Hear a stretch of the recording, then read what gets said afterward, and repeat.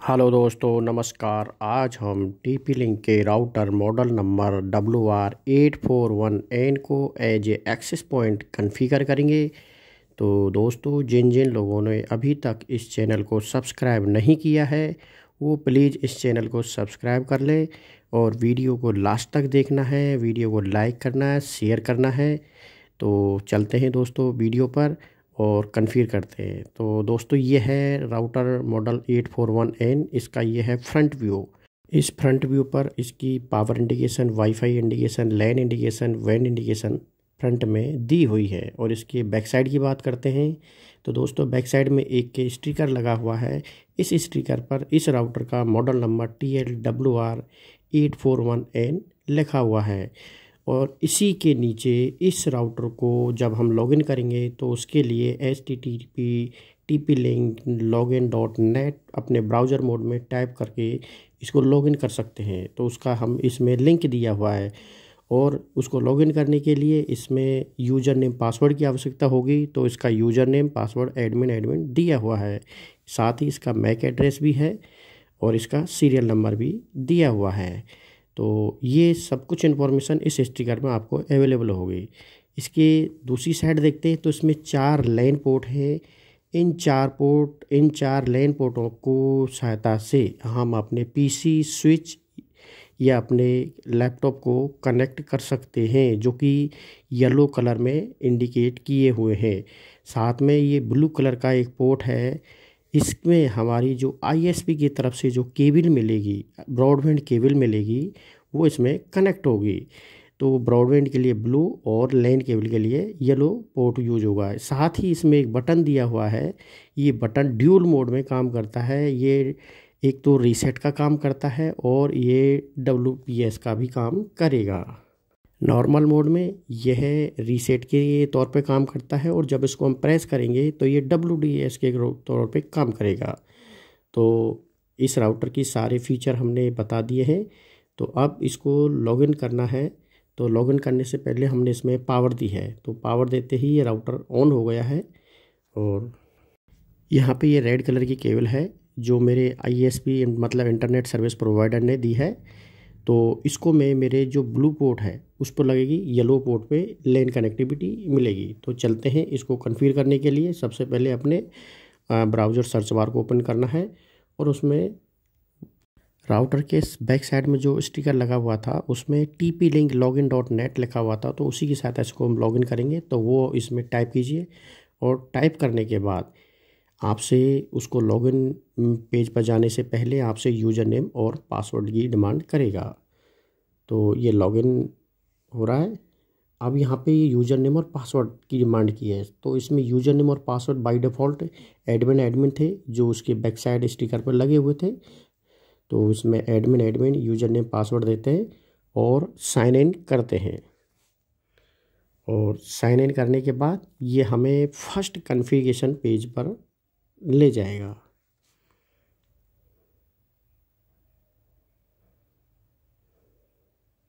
दोस्तों, ये मेरे राउटर का फर्स्ट कॉन्फ़िगरेशन पेज ओपन हो चुका है। दोस्तों, इसमें आपको कुछ नहीं करना है क्योंकि यह page as a router setup करने का पेज है। तो इसमें आपको नेक्स्ट पर क्लिक करना है और नेक्स्ट पे क्लिक करने के बाद अब हमें सबसे पहले इसमें SSID और वायरलेस का पासवर्ड चेंज करना है। तो इसलिए वायरलेस सेटिंग में जाना है। वायरलेस सेटिंग में जाने के बाद इसमें SSID जो आप अपनी सुविधा के अनुसार आप अपना इसमें SSID चेंज कीजिए। जो SSID होती है इसकी SSID इस कंपनी के TP-Link के नाम से बाय डिफ़ॉल्ट होती है, जिसको आपको चेंज करना अति आवश्यक है। तो इसलिए आप अपनी इसी आवश्यकता के अनुसार इसे चेंज कीजिए और प्लीज़ चैनल को सब्सक्राइब ज़रूर करना है। उसके बाद कंट्री का नाम सेलेक्ट कीजिए और उसमें ऑटो सेलेक्ट करते हुए इसको सेव कर दीजिए।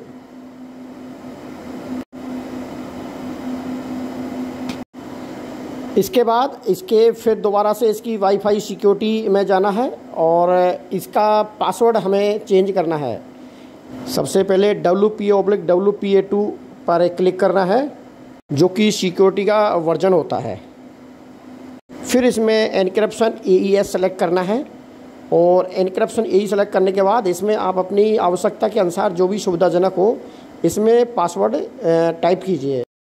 दोस्तों पासवर्ड ही ऐसा है जो हमारे वाईफाई सिग्नल को, वायरलेस सिग्नल को सिक्योर कर पाता है। तो इसमें इसका पासवर्ड टाइप करने के बाद इसके नीचे जब स्क्रॉल करोगे तो नीचे सेव का ऑप्शन है, उसको सेव कीजिए। दोस्तों एज ए एक्सेस पॉइंट बनाने का फर्स्ट स्टेप हमने इसका SSID चेंज कर दिया है और साथ ही हमने इसका पासवर्ड भी चेंज कर दिया है। वायरलेस सेटिंग कंप्लीट होने के बाद हमें इसकी नेटवर्क के LAN के कॉन्फ़िगरेशन में जाना है।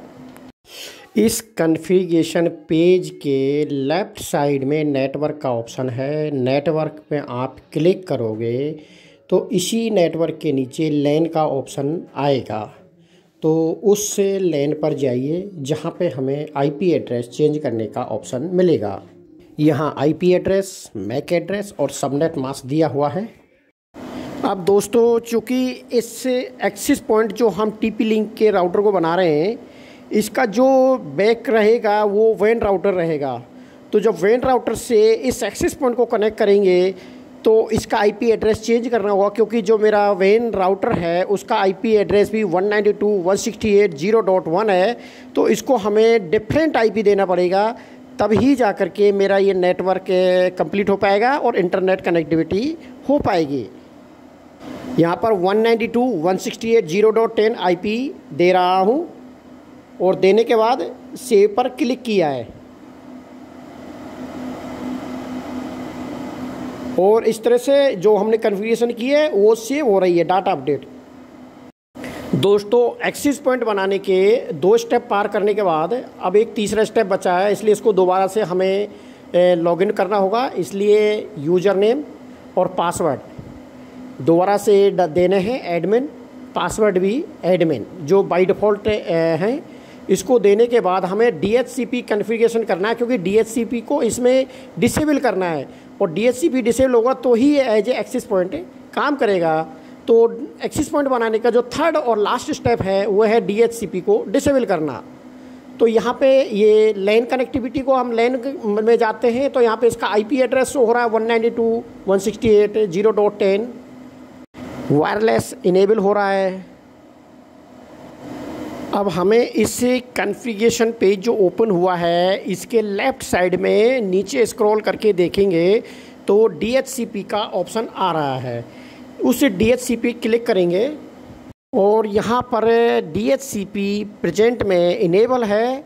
अब यदि इसको एक्सेस पॉइंट हम यूज कर रहे हैं तो इस DHCP को डिसेबल करना बहुत ही ज़रूरी है। डिसेबल करने के बाद इसको स्क्रॉल करते हैं और नीचे सेव के बटन को क्लिक कर देते हैं। तो इस तरह से ये हमारा एज ए एक्सेस पॉइंट की कॉन्फ़िगरेशन कंप्लीट हो चुकी है। अब इस राउटर के नीचे एक रेड कलर की लाइनिंग में लिखा हुआ है कि जब तक आप इस राउटर को रिबूट नहीं करोगे तब तक आपका सिस्टम की जो सेटिंग है वो अपडेट नहीं होगी। इसलिए इसको हमें रिबूट करना है और रिबूट होने के बाद सारी सेटिंग अपडेट हो रही है।